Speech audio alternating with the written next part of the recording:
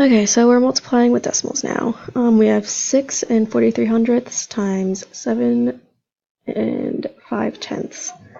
What I'm going to do is I'm going to multiply each of those numbers by 10, so that moves the decimal to the right one place. And it makes the numbers easier to work with. So 7.5 times 10 will end up being 75, and then 6 and 43 hundredths times 10 ends up being 64 and 3 tenths. And then writing it vertically, it will look like this.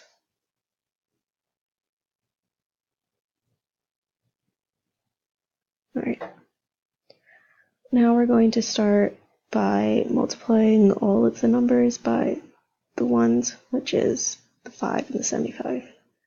So 5 times 3 tenths equals 1.5. 5 times 4 equals 20.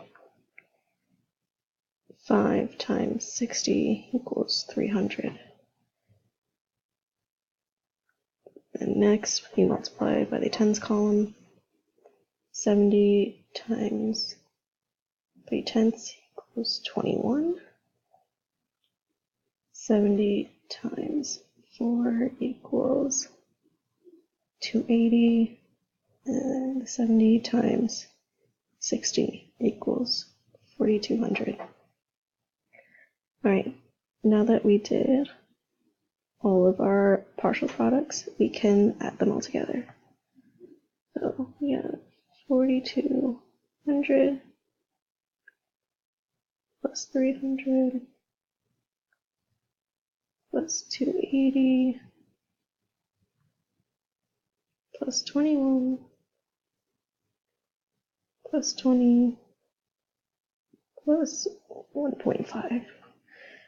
And then I'm just going to add decimals to the other numbers so we can just visualize it. Alright, now we're going to add all that together.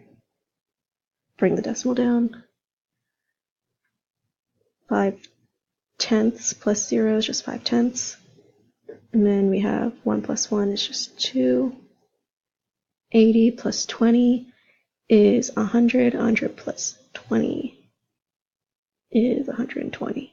So we put 100 up in the hundreds place and then bring the 2 back down.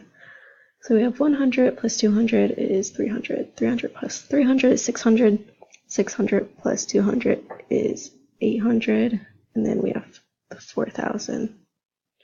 Now we have to remember that we multiplied both numbers by 10, so that means we have to divide this whole number by 100 because 10 times 10 is 100. And when we divide, it moves the decimal place to the left.